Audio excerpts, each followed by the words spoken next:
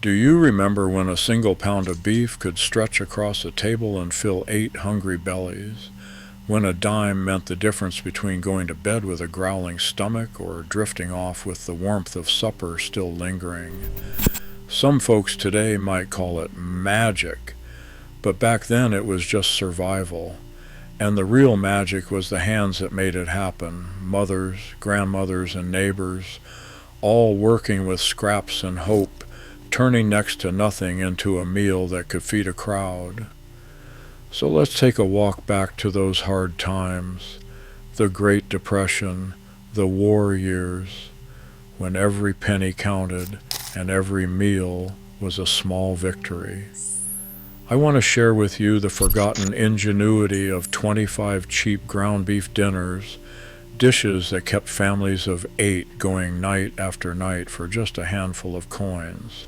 Maybe you'll recognize a few. Maybe you'll taste a memory. It started with hunger, not the kind you get waiting for dinner, but the kind that sits in your bones. And the answer, more often than not, was a skillet, a pound of ground beef, and whatever else you could scrounge.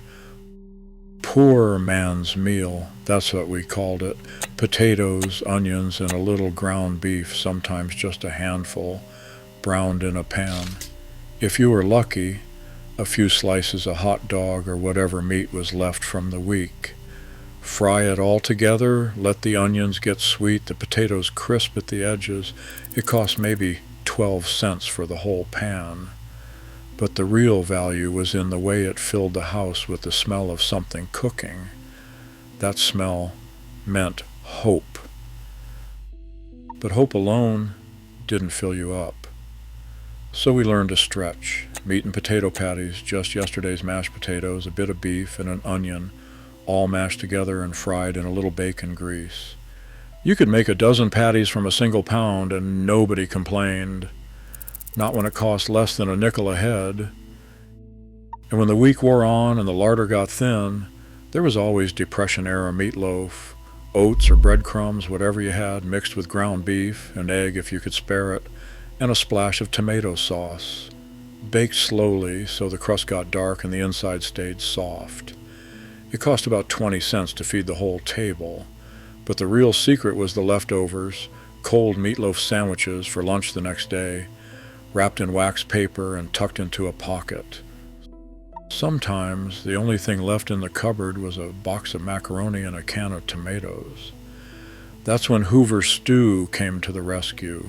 Boil the pasta, toss in a little ground beef, some corn or peas if you had them, and let it all simmer. It was the taste of soup kitchens and church basements, but it filled you up for pennies. And it taught us that a meal did not have to be fancy to be a blessing. But there were nights when you needed something hearty, something that stuck to your ribs. That's when goulash made its way to the table, ground beef, macaroni, onions, and tomatoes all bubbling together in a big pot. The kind of meal that could feed an army, or at least a family of 8, for less than 30 cents. And the best part? There was always enough for seconds. One pot goop, that is what the kids called it. Ground beef, mushrooms if you could find them, onions and potatoes, all cooked together in a single pan. It was not pretty, but it was filling. And when you're hungry, that is all that matters. Sometimes the best meals are the ones that do not have a name. But when the garden was good and the potatoes were plenty, cottage pie was the star. A layer of ground beef and onions, maybe a carrot or two, topped with mashed potatoes and baked until golden. It cost about $1 to make, but it tasted like a feast. And for a few minutes you could forget the world outside and just be together. Savory meat pie was another trick up Grandma's sleeve. Leftover vegetables and a little beef were all tucked into a crust made from flour and lard. It was baked until the top was flaky and brown. It was a way to use up scraps, but it felt like a celebration. And when you cut into that pie and the steam hit your face, you knew you were home. Sometimes the British neighbors would share their mince in the hole. ground beef and onions cooked up and poured into a batter of flour, eggs, and milk if you had them. Baked until the top puffed up like a cloud. It was a taste of another world, but it cost less than a dime a serving.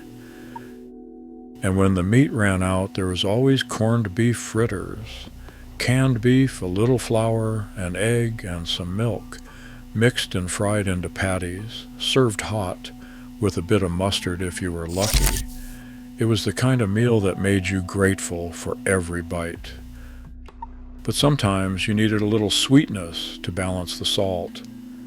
That's when beef and prune hot pot made its appearance. Layers of ground beef, prunes, potatoes, and onions were slow cooked until everything melted together. The prunes gave it a hint of sweetness, and the whole pot cost less than 15 cents. It was a strange comfort, but comfort all the same. Hamburger casserole was a staple in every kitchen. It used ground beef, noodles, a can of tomato soup, and a handful of peas. Mix it all together, then bake it until bubbly. It was the kind of dish that could stretch a pound of beef into a meal for 8, with leftovers for breakfast. And when beans were cheap and plentiful, meatloaf with beans was the answer. Mashed beans mixed with ground beef and breadcrumbs baked into a loaf. It was hearty, filling, and cost next to nothing. And it taught us that you don't need much meat to make a meal. Victory. Meatloaf, that's what they called it during the war. Ground beef, grated vegetables, carrots, zucchini, whatever you had, breadcrumbs, and an egg. Baked slowly, served with a side of boiled potatoes. It was a meal that tasted like victory, even if it was just another Tuesday. Cream chipped beef on toast.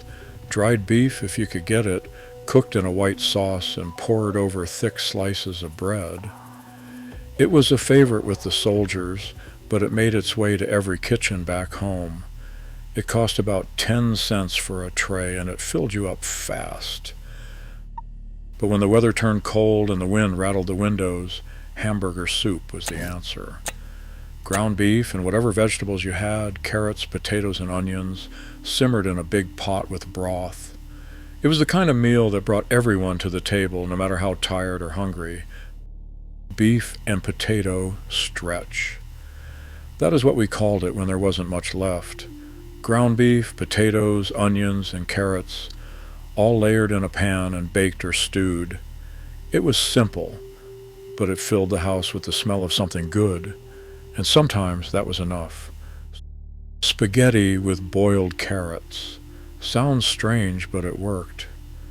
Cook the pasta, add sliced carrots, a little white sauce, and if you had it, a bit of ground beef. Mix it all together, then bake it until the top was golden. It was a way to make a little meat go a long way. Corned beef with cabbage. Canned beef, cabbage, and potatoes all boiled together in a big pot. It was a taste of the old country, and it cost less than a quarter for the whole meal. And if you were lucky, there's enough left for hash the next morning.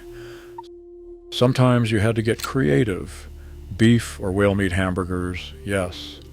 Whale meat, when beef was scarce, mix it with breadcrumbs and onions, form into patties, and fry.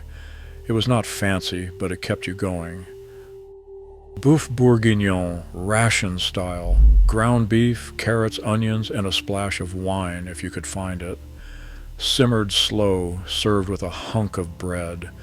It was a taste of France right in your own kitchen for less than 15 cents a bowl. Savory rice and beef bake, ground beef, rice, onions, and tomato sauce all mixed together and baked. Rice was cheap, and it filled you up, and when the pan came out of the oven, it felt like a feast. Macaroni and beef, another classic. Ground beef, macaroni, tomatoes, and onions, all cooked together in a big pot. It was the kind of meal that brought everyone running, and it cost less than a dime a plate. Hamburger gravy over potatoes. Brown the beef, make a gravy with flour and broth, and pour it over a mountain of boiled potatoes. It was stick-to-your-ribs food, and it made you feel rich, even when you weren't.